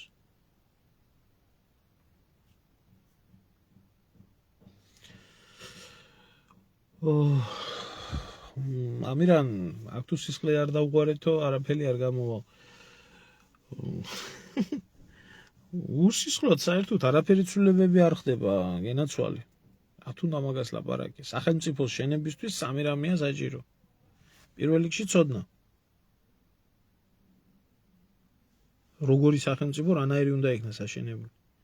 მეორე რიგში სისხლი, იმიტომ რომ ცოდნას და იდეას სისხლი ჭირდება დაცვა. და მესამე ოფლი. შრომა. საქართველოში ცოდნა რაც იყო და იდეა რაც იყო და იდეოლოგია რაც იყო ქართული და ეროვნული აზროვნების, იმას ტყვია ესროლეს და ვინც ამ იდეოლოგიას მიყვებოდა პრეზიდენტით დაწყებული და არჩევნებით დამთავრებული ქუჩა-ქუჩაში ამოხოცეს. სისხლის გრას რაც შეეხება, აი როგორ გითხრათ, იცით? ძმათა მკვლელობებში იმდენი სისხლი გვარა საქართველოს 90-იანებში. გაყიდულ ომებში იმ ხელა სისხლი დაიღვარა, რომელიც არათუ ქვეყნის შენებისთვის იყო, არის სისხლი, რომელიც ქვეყნის შენებისთვის და გადარჩენისთვის არის საჭირო. ეს ომები არ იყო საქართველოს არც შენებისთვის, არც საქართველოს ტერიტორიული გაფართოებისთვის, არაფრისთვის არ იყო, გარდა იმისა, რომ ქართველის, ოსის და აფხაზის და იმის მტრობას ემსახურებოდა ეგ ყველაფერი. ამას ემსახურებოდა. და ოფლის დაღვრა კიდე, რა ვიცი, საქართველოში ისეთი პირობები არის, საქართველოში ოფლის დაღვრა არ უვირს ხალხს. იმიტომ რომ კაპიკებში უნდათ ოფლი ღვარონ საქართველოში. აი ეს სამი ელემენტი საქართველოში მოშალეს, მოანგრიეს, გაანადგურეს და სისხლი თუ დაიღურება საქართველოში, სწორად უნდა დაიღვაროს ქვეყნის გადარჩენისთვის და არა ქვეყნის განადგურებისთვის. და მე გეუბნებით, სანამდე ქვეყნის მართვა არის აი ამ დამპალი რეჟიმების ხელში, რამდენი სისხლის არ უნდა დაღვაროთ, ყველაფერი იქნება ქვეყნის უბედურებისთვის. ამაშია საქმე.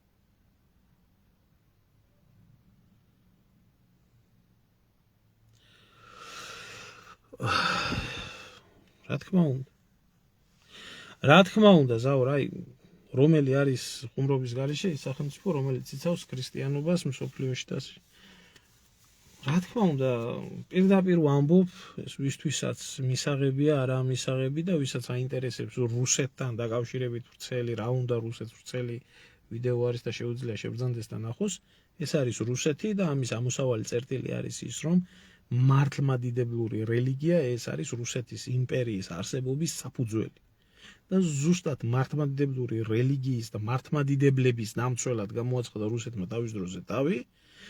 ამის შედეგი იყო მისი ტერიტორიული გაფართოება, ამის შედეგი იყო საქართველოს ინტერესების სფეროში მოხვედრა და საქართველოს მუსლიმური ქვეყნებიდან გაწმენდა და ამ ინტერესმა გამოიწვია თავის დროზე საქართველოს გადარჩენა.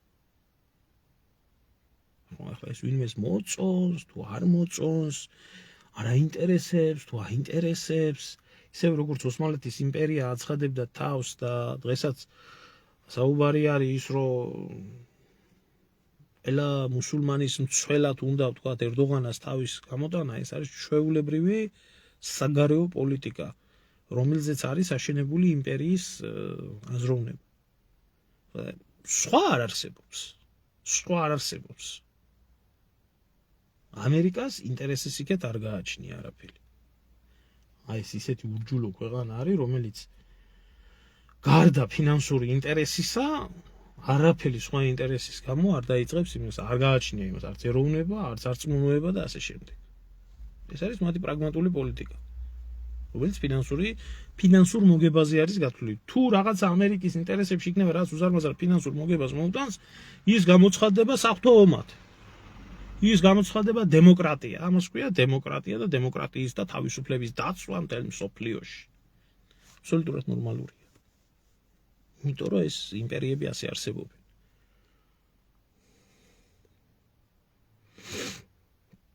რუსეთთან ლაპარაკს იმიტომ გვიშლიან ჩემო ძმაო, რომ არ არის არავის ინტერესებში და ყველაფერი საერთოდ საქართველოში რაც მოხდა იყო ყველას ინტერესში გარდა ქართველი ერის გარდა და სხვათა შორის არც რუსიერის ინტერესებში არ იყო და არც რუსეთის ინტერესებში არ იყო ის რაც საქართველოსთან მოხდა 90-იანებში თუ ახლაც ხდება.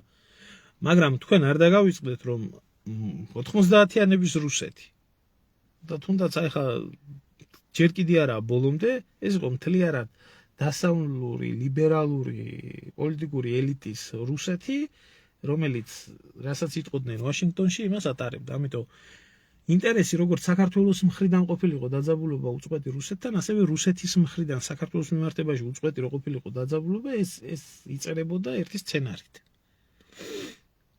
რომ ეს ორი მართლმადიდებლური ქვეყანა ერთმანეთში ყოფილიყო დაპირისპირებული, ვინ წერდა ამას, გეტყვით, ვინ წერდა, ეს იყო ბრიტანეთის Mi-6 და შეერთებული შტატების წერეო, უფრო ბრიტანული Mi-6. და დღესაც ამ სისხლს და ამ ომს და ამ ყველაფერს იყენებენ იმისთვის, რომ არასდროს ქართველი და რუსი ერთმანეთთან არ დაჯდეს და არ ილაპარაკოს. ეს ჩვეულებრივი პრაგმატული პოლიტიკა. ეს არის თურქების ინტერესებში, ეს არის, რა ვიცი, აზერბაიჯანელების ინტერესში, რა ვიცი, ბევრი ქვეყნის ინტერესში.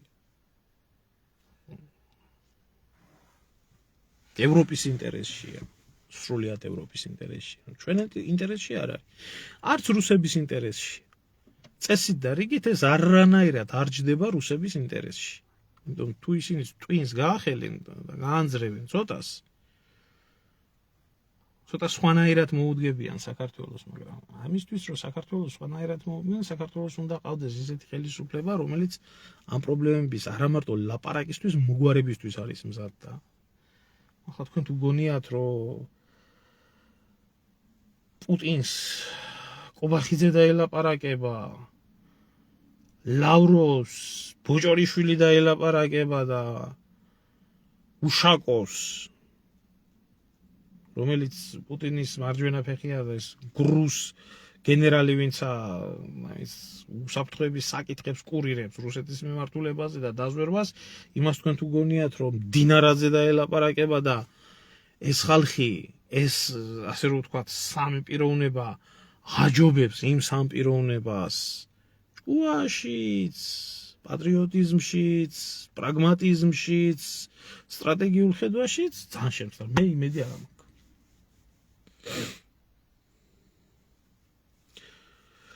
ნაცკოცები არის ყველა სამსახურში.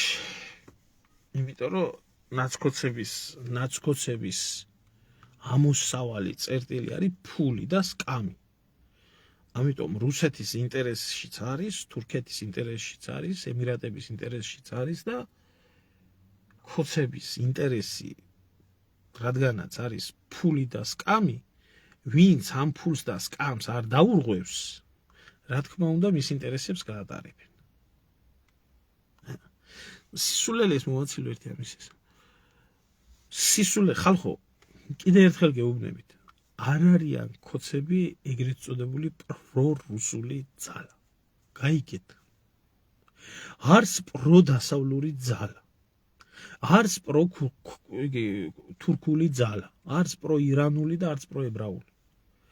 ხოცები არიან საკუთარი ჯიბის და სკამის ძალა. ამიტომ ყველაფერი ის რაც გაუმაგრებს ხოცურ ხელისუფლებას, სკამს, ყველაფერს გააკეთებენ. ამდენი ხანი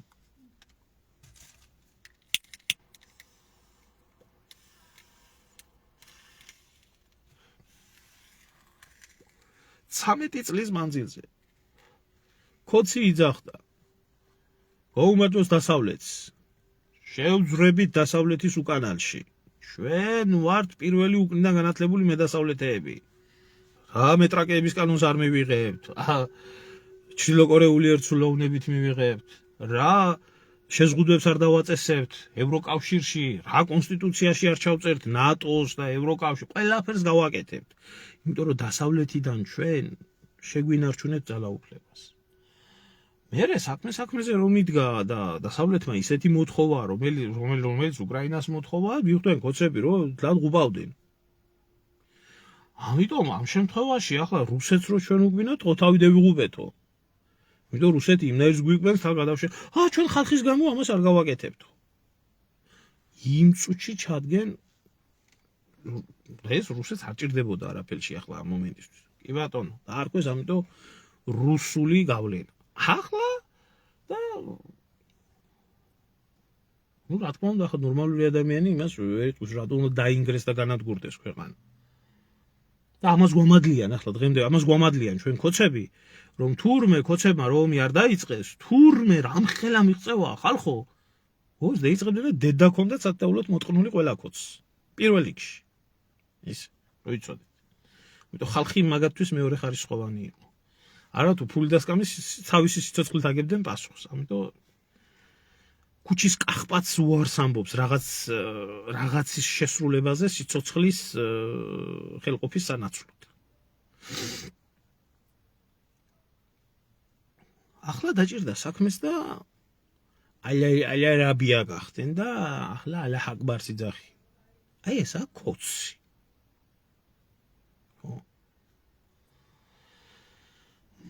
ამას და ამას შორის ყარყარაში როა პროჩინელებიც გახდნენ, ჯინჯაოსაც იძახოდნენ.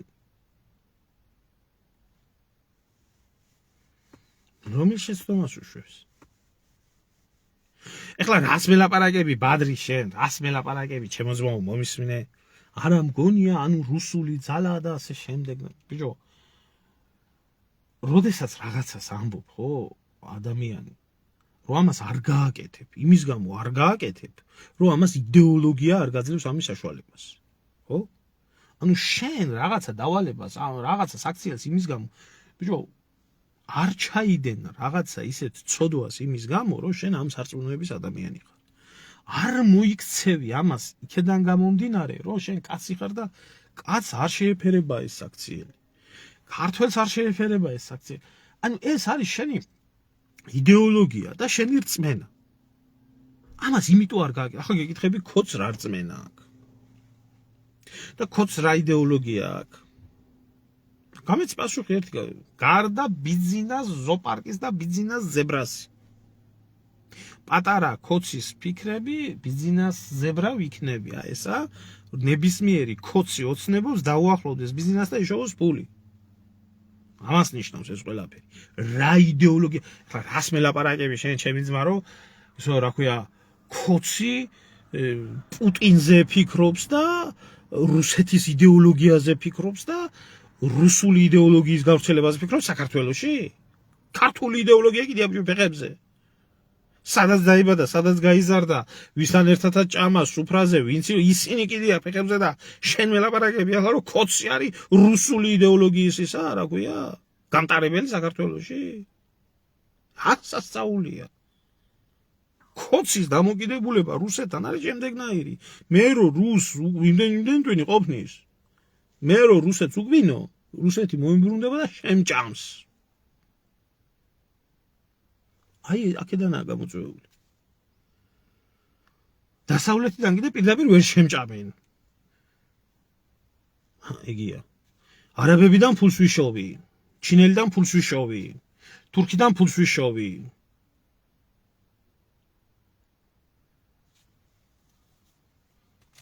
აი, ნაცებში მაგალითად, ხო? აი, ნაცებში რაღაცა იდეოლოგიის ელემენტები შეიმჩნეოდა.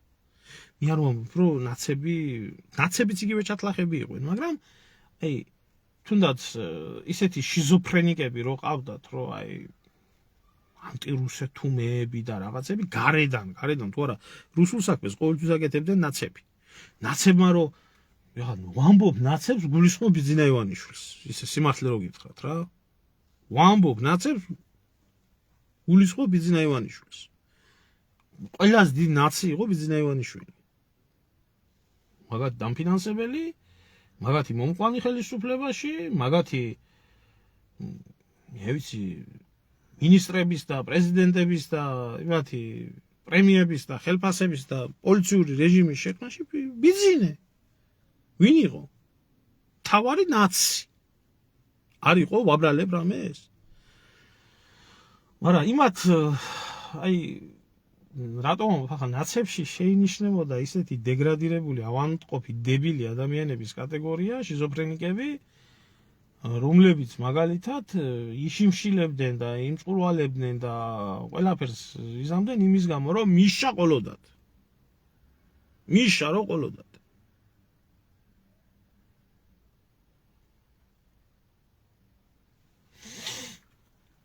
კოცებში ეგეთი ელემენტი არ შეინიშნება.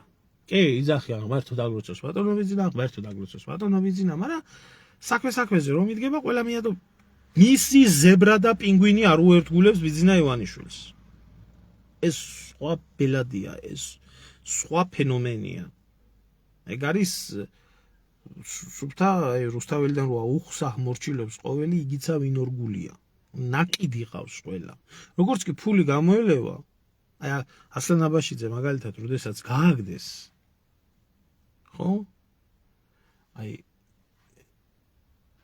ძაღლი დარჩა ეს სიმბა თუ ბასმაჩა არ ვიცი, მე მგონი სიმბა. ნუ დარჩა ვერ წაიყვანა. ძაღლმა იშიმშილა მე მოკვდა, გვიან ჩაუყვანეს უკვე ძაღლი მოკვდა შიმშილით პატრონის გამო. დამიჯერეთ ბიძინა ივანიშვილს, არც მისი ზებრა უშიმშილებს, არც მისი პინგვინი და არც მისი ზვიგენი. არ მოიკლავს თავს. ამიტომ კარგად იცით ეს ბიძინა. სანამ აქვს ფული, უნდა იყიდოს და აკეთებიოს ასე საქმეები. კი ბატონო, ყვარყვარიზმი.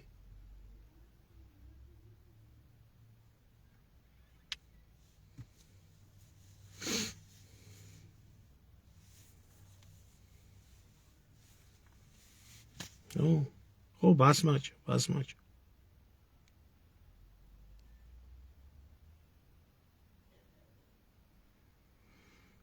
ასე ამხელევანი ეგეთი სასტავი. ხო და აჰა. ამის თქვა მინდოდა, ამიტომ არ არსებობს ეს ამოიგდეთ ხალხო, ამოიყარეთ რა თავიდან რა. და ყველაზე საშიში არის ზუსტად ეს. ყველაზე საშიში რაშია საქმე იცი? როდესაც საქართველოში დანიშნავდნენ რომელიღაცა, თქვათ, ხანს, როდესაც დანიშნავდა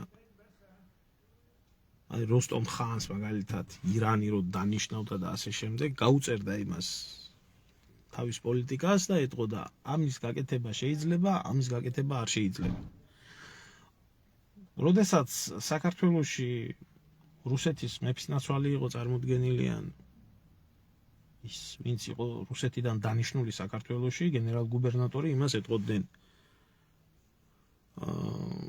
შენ ეს უნდა გააკეთო, ეს არ უნდა გააკეთო.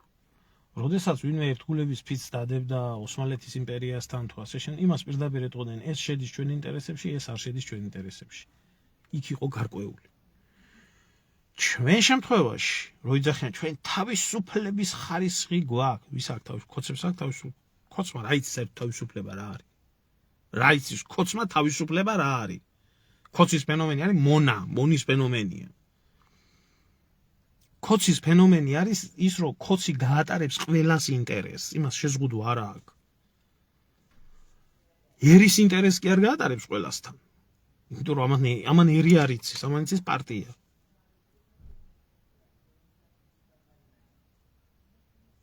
ამან იცის პარტია. იმიტომ პარტიის ინტერესს გაატარებს ყველგან და პარტიის ინტერესი არის ფული ქონება და აჯერა დიდხანს იყვნენ. ერის ინტერესი არ არის კოცის ინტერესი. ამიტომ კოცი ყველას ინტერესს გაატარებს ის რაც მის ინტერესებში იქნება და მის ინტერესებში არის მარტო ფული, სმა და ჭამა. აი ეს არის რადგანაც ახლა მაინც სხვა რამეზე გადავედით, თუმცა აქედანაა გამოწვეული, აი ეს არის ზოგადად კოცის ფენომენი. მორჩა დამთავრდა. რა ვიცი, მაგრამ თუ კი ინტერესი იქნება და რა ვიცი, მოვახერხეთ, ბევრი თემებია დაგროვილი სასაუბროთ და ემირატების საკითხთანაც თუ გნებავთ ცალკე ვისაუბროთ. უბრალოდ რო იცოდეთ წარმოდგენა რო გქონდეთ, იმიტომ მართლა ისტორიულად პირველი არის, რომ ემირატების შეიხი ჩამოვიდა საქართველოში, ეს რაღაცა არ ყოფილა, ამიტომ იმის რა ქვია ემირატების შეიხს დახვდა საქართველოს ყვარყვარი. საქართველოს ყვარყვარი დახვდა ოჩოპინტრე და ორჩა დამთავრდა რა ვიცი აბა სხვა რა ფორმით უნდა შეხვედროდა ბიძინა ივანიშვილი ემირატების თუნდაც აი ეს ელემენტარული ავიღოთ რა ფორმით უნდა შეხვედროდა ივანიშვილი ემირატების მას რა ქვია პრეზიდენტს რა ოფიციალური სტატუსი პრემიერ-მინისტრი ეგ არა პრეზიდენტი ეგ არა საგარეო საქმეთა მინისტრი ეგ არა პარტიის თავმჯდომარე ეგ არა არის სიმბოლურად რაღაცა ეს საპატიო თავმჯდომარე რა ესაქმება საერთოდ ხო კითხო რომ ბიძინა არ ერევა პოლიტიკაში წასულია თუ არ ერევა რა უნდა და გამზდელ მოთქმს ქვეყანას არ აყავს პრეზიდენტი ქვეყანას არ აყავს პრემიერ-მინისტრი ქვეყანას არ აყავს საგარეო საქმეთა მინისტრი მაგრამ ის ვინც მოდიოდა იქედან არაბების პოლიტიკა ამიტომ ასაინტერესო ისინი ძალიან პრაგმატულად თვლიან ამ ყველაფერს იმიტომ კარგად იცოდნენ რომ ვინცა საქართველოში ძალაუფლების ასე რომ ვთქვათ რეალური მმართველი იმას უნდა შეხვედროდნენ და იმიტომ იგი იქ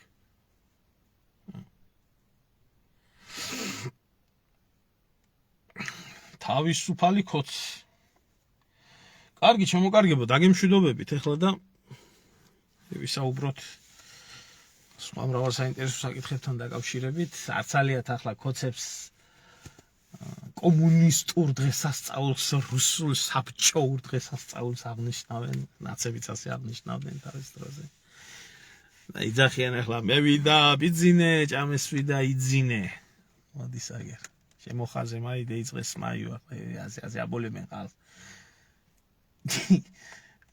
წესი დარიგით ოქტომბერში და რა ვიცი სექტემბრის ბოლოს იყო ისა რა ქვია არჩევნები მაგრამ მეიტანენ ახლა აი მაზღარი ხალხი ეჭირდება წავა ხა სხვა და 20-იანები ძინაზე უკეთესია მე ივლის ვინმე ხახვი კარტოფილი იქ სხვა და 20-იანი მოვა და 4-ში ხო იცით 51 რო უნდა მოხაზოთ და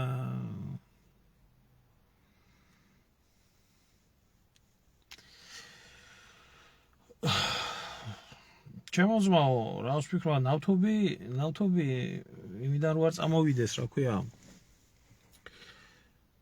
ემირატებიდან საქართველოში იმდენი ნავთობი გადის გადასამუშავებელი ნავთობგადამუშავებელი ქარხანა ამათ ინტერესებში რო იყოს ხოთეშური საინტერესო კითხვა ნავთობი ბაქო თბილისი ჯეიხანით და ბაქოს სუბსათი და საიდან არ გადის ამათ რო უნდათ ყულევში და იმაში ააშენებდნენ ნავთობგადამუშავებელ ქარხანას მოთხოვდნენ ნავთობის ქვეყანა არის და მოთხოვდნენ ინვესტიციას როგორც მაგალითად სად ვკითხულობდი მოზამბიკში თუ კენიაში არა კენიაში მოზამბიკში ცოტა ხნის წინ უზარმაზარი ნავთობგადამამუშავებელი ქარხანა ააშენეს ემირატებმა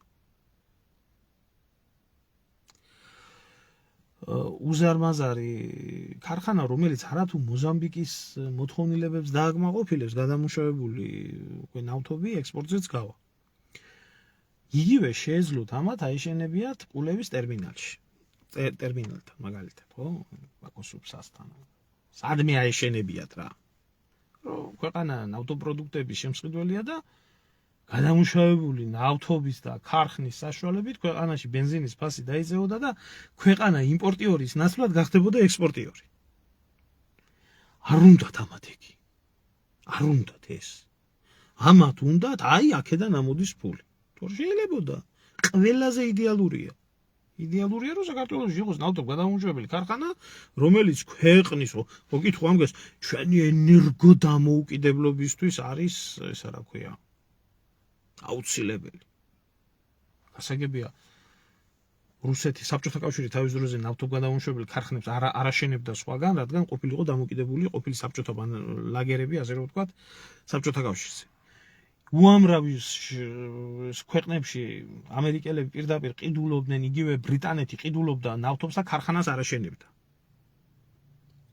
არ აშენებდა, იმიტომ რომ ტექნოლოგიების განდობა არ უნდოდა. ახლა არაბების შემთხვევაში ეს პრობლემა არ არსებობს. მათ ტექნოლოგიებიც აქვთ, ნავთობის წარმოებლებიც არიან და ასე შემდეგ. არაა პრობლემა. ამისი. მაგრამ არ უნდათ ეს. არ უნდათ.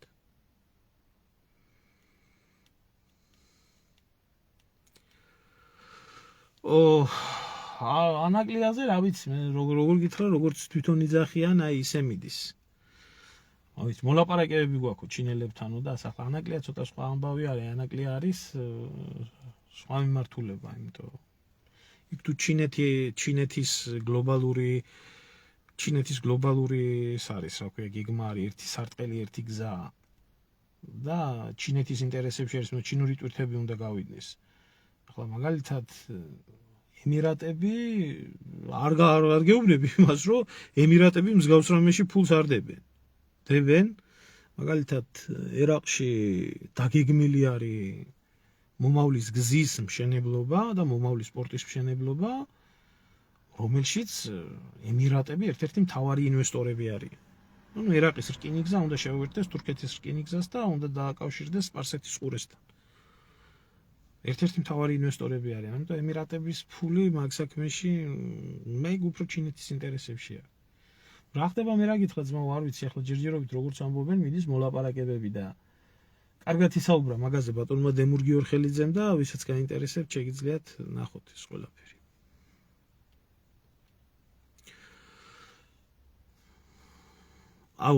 ქალბატონო, აი რა არის, ერთ რაღაცა მინდა გითხრათ, ქოცის ფენომენზე კარგად ისაუბრებ და ნაცის ფენომენზე ისაუბრო.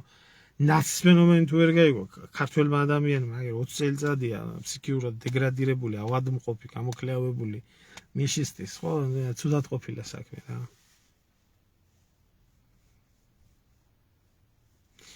არ ვიცი, შემოძმაო, ეგენი თავის მინისტრებს იჭერენ და თავის იმას, რა ქვია, მარჯვენა ხელ იმგენს, რა ქვია, ფინანსისტებს და ისეთი დამპალი სისტემაა, ვის იჭერს და ვინს რაზე იჭერს, გაციშვილმა არ იცის და რო კითხო ასეა და ქოცი არის საშიში ქვეყნისთვის და ჩვენ ბედი გვაქვს ჩაბარებული და აი ახლა კიდე 51 ჩააბარებენ და არ ვიცი, აზზე არა ვარ ძმა, არ ვიცი რა ხდება, რა სლა, მაგენ დახურულად ლაპარაკობენ მაგ ყველა. ვერ გეტყვი რაფერს. თუ გამონჟონავს რამე ინფორმაცია და გავიგებ, გეტყვით, ესა ჩვეულებრივი ბლეფი. ანაკლიის სპორტს როგორც ეკიდებოდნენ, ეგერაა. რანაირი ხელიც ჰქონდათ მოკიდებული ანაკლიის სპორტზე. და თვითონ ჩააბარეს ხაზარაძეს და იმას. მე ჩავაბარე ხაზარაძეს ანაკლიის აშენება, ამ ნაგვიბმა არ ჩააბარეს. და არ იცოდნენ, რომ ხაზარაძე არაფერს ამშენებელი არისო იქ. ივანიშვილს ეშინებია თავის ხარჯით, ქვეყანას დარჩებოდა, შეედო ჯიბეში არა. აინა.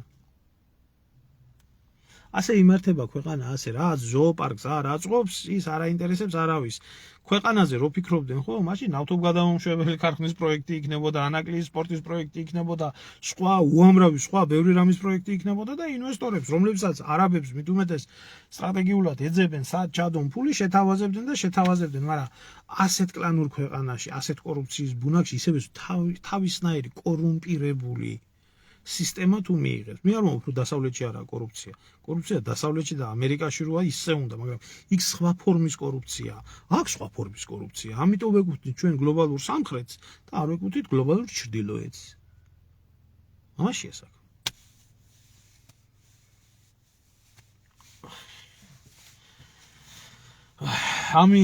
ამინ. ძლიერ კავკასიურ ქართულ საქართველოს გაუმარჯოს, რა ვიცი. მარტო ლოზუნგის იქეთ თუ რამე გვაინტერესებს. კარგად გრძანდებოდეთ, მადლობა ყველას ყურადღებისთვის.